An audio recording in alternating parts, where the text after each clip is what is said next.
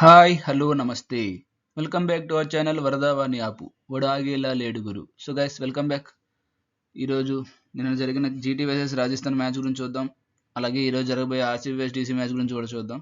So అంతకంటే ముందు ఎవరైనా సబ్స్క్రైబ్ చేసుకోబోయి ఉంటే ప్లీజ్ డూ సబ్స్క్రైబ్. అలాగే వీడియోని అయితే చివరి వరకు చూడండి, లైక్ చేయండి. So getting in to the topic, నిన్న రాజస్థాన్ టాస్ అయితే గెలిచారు. టాస్ గెలిచి చేజింగ్ తీసుకున్నారు. So it's is a good decision actually. First batting దిగిన జీటీకి చాలా మంచి స్టార్ట్ అయితే దొరికింది. సుదర్శన్ చాలా చక్కగా ఆడాడు. కాకపోతే ఆర్చర్ వేసిన రెండో ఓవర్లో గిల్ అయితే బౌల్డ్ అయిపోయాడు. సో ఆ ఇన్కమింగ్ డెలివరీకి తనకు స్ట్రగల్స్ ఉన్నాయని తెలుసు. సో దాన్ని ఎక్స్ప్లోయిట్ చేసేది ఆర్చర్. సో ఈ రోజు గిల్ అయితే ఫెయిల్ అయ్యాడు. సో తర్వాత వచ్చిన బట్లర్ అండ్ సుదర్శన్ నుంచి మంచి పార్ట్నర్షిప్ అయితే చూసాం. పవర్ ప్లేలో 54 రన్స్ అయితే కొట్టారు. సో స్కోరింగ్ రేట్ని అలాగా మొమెంటం ఎక్కడ తగ్గకుండా తీసుకువెళ్ళారు.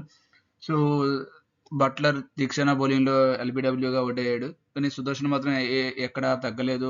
తన ఇన్నింగ్స్ తను ఆడుతున్నాడు. ఆ స్కూప్ షాట్స్ కానీ అప్పర్ కట్స్ కానీ చాలా చక్కగా అయితే ఆడాడు సుదర్శన్ నిన్న. యాజ్ యూజువల్గా తన కన్సిస్టెన్సీని కంటిన్యూ చేశాడు. ప్రతి మ్యాచ్ 50 ఉంటుంది తన నుంచి. It's a simple thing for him. తర్వాత వచ్చిన షారుఖ్ నుంచి ఈరోజు చాలా మంచి ఇన్నింగ్స్ ఎక్స్పెక్ట్ చూసాం మనం. సుందర్ లాస్ట్ మ్యాచ్లో 49 కొట్టినప్పటికీ తనకి టీంలో ప్లేస్ దొరకలేదు. So Shahrukh Khan number 4 promote చేశారు. నెంబర్ 4లో వచ్చిన షారుఖ్ ఖాన్ 36 రన్స్ 20 బాల్స్ చాలా చక్కగా ఆడాడు. తను రషీద్ ఖాన్ కూడా టేక్ డౌన్ చేశాడు, 6లు కొట్టాడు. సో ఓవరాల్ షారుఖ్ ఖాన్ నుంచి కూడా మంచి పెర్ఫార్మెన్స్ అయితే చూసాం.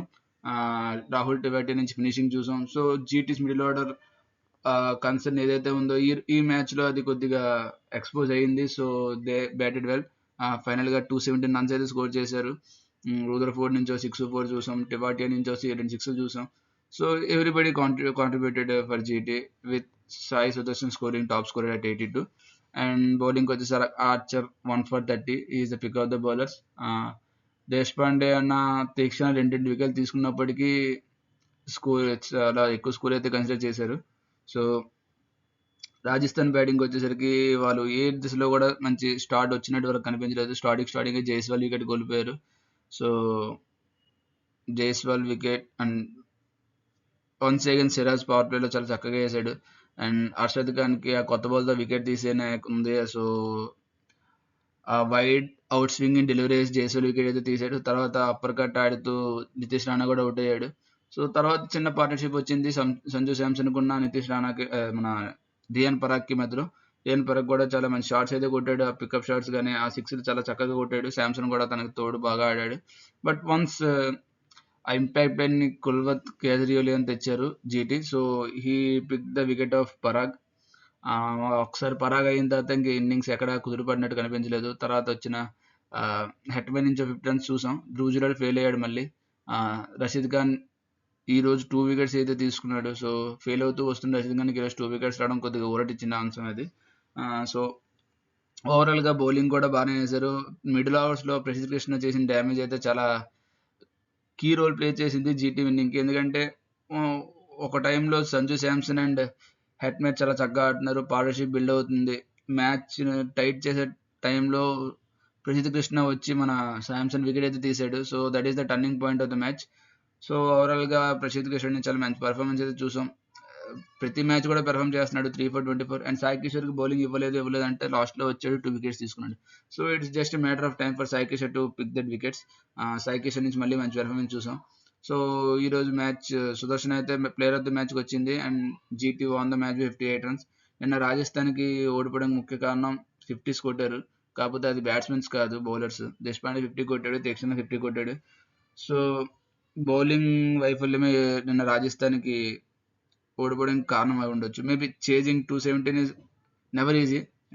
ఎంత డ్యూ ఉన్నా, ఎంత బ్యాటింగ్ కండిషన్ ఉన్నా 217 చేజ్ చేయడం అంటే పార్ట్నర్షిప్స్ రావాలి. So they fail to build their partnership. That is the reason they loss the match. So ఈరోజు మ్యాచ్ చూద్దాం. ఈరోజు ఆర్సీబీ వర్సెస్ డీసీ. మళ్ళీ మావాడు ఢిల్లీ క్యాపిటల్స్ ముందే పెట్టాడు.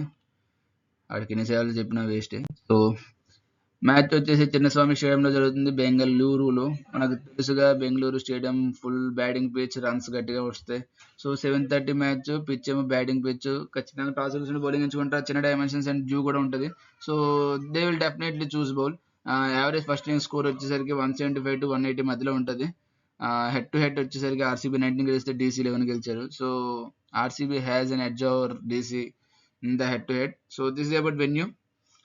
యావరేజ్ స్కోర్ 180 ఉన్నప్పటికీ ఈ రోజు మ్యాచ్లో 210 220 ఎక్స్పెక్ట్ చేయొచ్చు. ఎర్లీ ఆన్ ఆ బాల్ అనేది మూమెంట్ కూడా రావచ్చు, స్వింగ్ అవ్వచ్చు. సో లాస్ట్ మ్యాచ్ చిన్నస్వామిలో జీటీ వర్సెస్ ఆర్సీబీ జరిగింది. ఆ మ్యాచ్లో సిరాజ్ ఎక్స్పెక్ట్ చేశాడు కండిషన్స్ని. సో ఆ బాల్ని అయితే స్వింగ్ చేసాడు రెండు పక్కల. So similar kind of pitch expect చేయొచ్చు. ఎర్లీ ఆన్ బాల్కి మూమెంట్ ఉంటుంది, తర్వాత బాల్ కొద్దిగా సాఫ్ట్ అయ్యే కొద్ది బ్యాటింగ్కి అనుకూలిస్తుంది. So this is about pitch. Probability for RCB ఏ చేంజ్ ఉంటుంది అనుకోవట్లేదు. లాస్ట్ మ్యాచ్ ఆడిన 12 ప్లేయర్స్ అలాగా ఆడొచ్చు. Maybe toss between Suyash Sharma and Rasikh Dar. Pitch కానీ స్పిన్నర్స్కి అనుకూలించకపోవట్లేదు అనుకుంటే they can go for Rasikh in place of Suyash, or else Suyash అయితే ఎంపేర్స్ అప్. సో కోహ్లీ మంచి ఫామ్లో ఉన్నాడు. సాల్ట్ లాస్ట్ 2 innings లో ఫెయిల్ అయినప్పటికీ తన నుంచి మంచి ఇన్నింగ్స్ అయితే ఎక్స్పెక్ట్ చేస్తున్నాం. So Salt and Kohli at the top. Padikkal నుంచి మంచి కౌంటర్ రైడింగ్ ఇన్నింగ్స్ అయితే వస్తున్నాయి. So Padikkal is good form, good touch. Same consider చేస్తారు. మళ్ళీ పడికల్ ఎట్ 3, పట్టిదార్ ఎట్ 4. పట్టిదార్ నుంచి అయితే ఎక్స్పెక్షన్ ఇన్నింగ్స్ అయితే చూస్తున్నాం. 60 రన్స్ కూడా లాస్ట్ మ్యాచ్ 60 రన్ కొట్టాడు. సో ఓవరాల్ పట్టిదార్ చాలా మంచి ఫామ్లో ఉన్నాడు.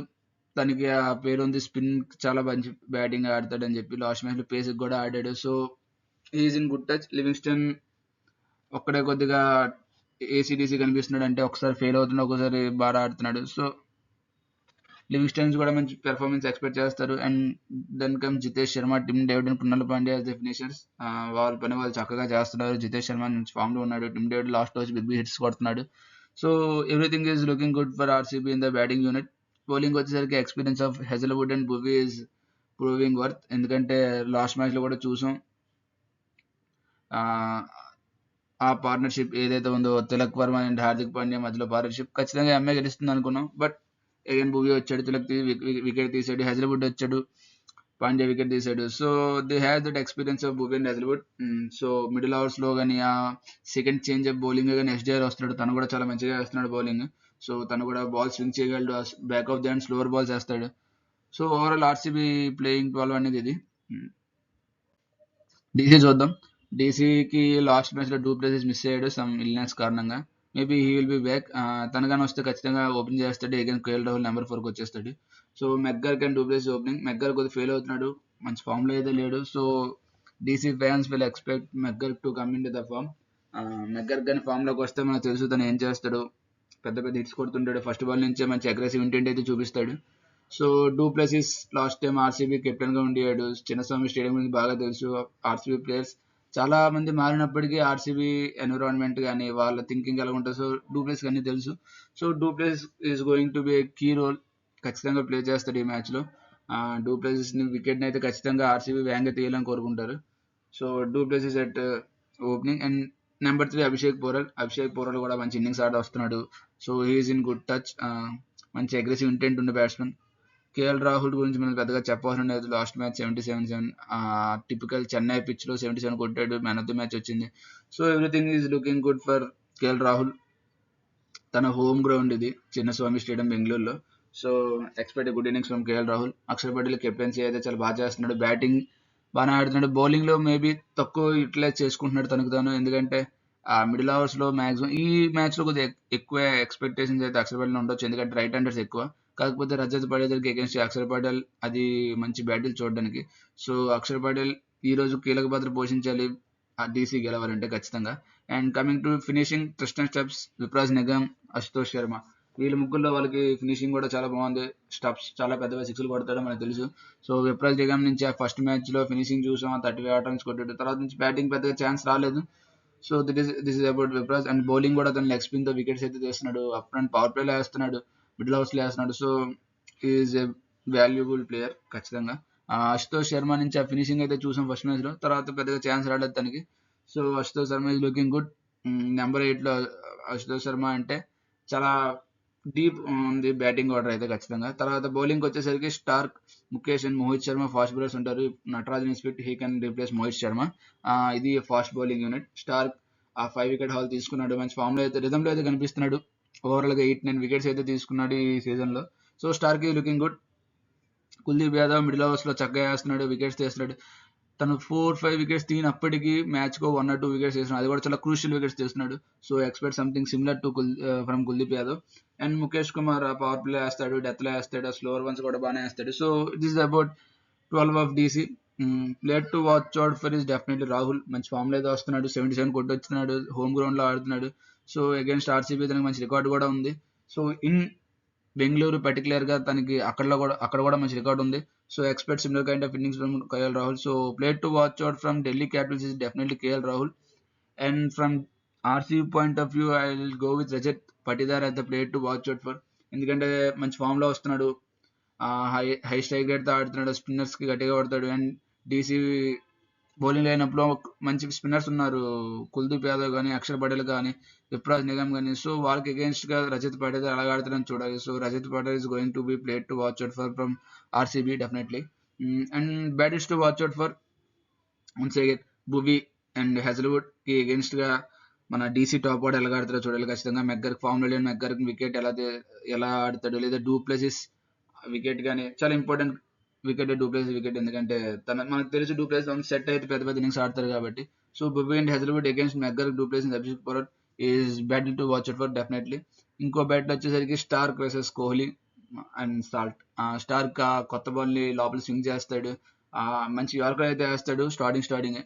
So against Kohli and Starc మంచి బ్యాటిల్ అయితే ఉంటది. అండ్ సాల్ట్ కూడా ఫామ్ లో లేడు, స్ట్రగుల్ అవుతున్నాడు రీసెంట్ గా. సో అగేన్స్ట్ స్టార్క్ సాల్ట్ ఎలా ఆడుతారో చూడాలి. So that is the battle to watch for. ఈ మిడిల్ ఓవర్స్ వచ్చేసరికి కుల్దీప్ యాదవ్, అక్షర్ పటేల్ వర్సెస్ రజత్ పటిదార్ అండ్ జితేష్ శర్మ ఉంటది, అండ్ లివింగ్స్టన్ కూడా. సో వీళ్ళకి అగేన్స్ట్ గా ఈ ఆర్సీబీ మిడిల్ ఆర్డర్ ఎలాగా బ్యాటింగ్ ఆడతారు, లేదా వాళ్ళకి అగేన్స్ట్ గా వీళ్ళు బౌలింగ్ ఎలా చేస్తారు. సో స్పిన్ కి చాలా క్రూషియల్ రోల్ ఉంది ఈ రోజు ఖచ్చితంగా.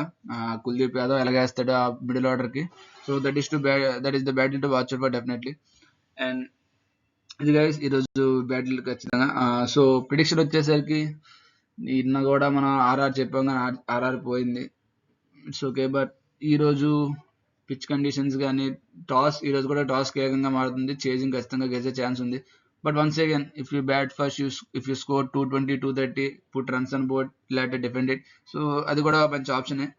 So I'm going with RCB for tonight. ఖచ్చితంగా ఆర్సీబీ గెలుస్తుంది అనుకుంటున్నా. డీసీ కూడా స్ట్రాంగ్ గా ఉంది, 3/3 గెలిచారు. But I think they are going to face their first loss this season. So I'm going with RCB. మీరు ఏమనుకుంటున్నారు కూడా కామెంట్స్ చేయండి ఖచ్చితంగా. So this this is for today guys. Like చేయండి, షేర్ చేయండి మీ ఫ్రెండ్స్ కి, సబ్స్క్రైబ్ కూడా చేయండి. Thank you. జై హింద్.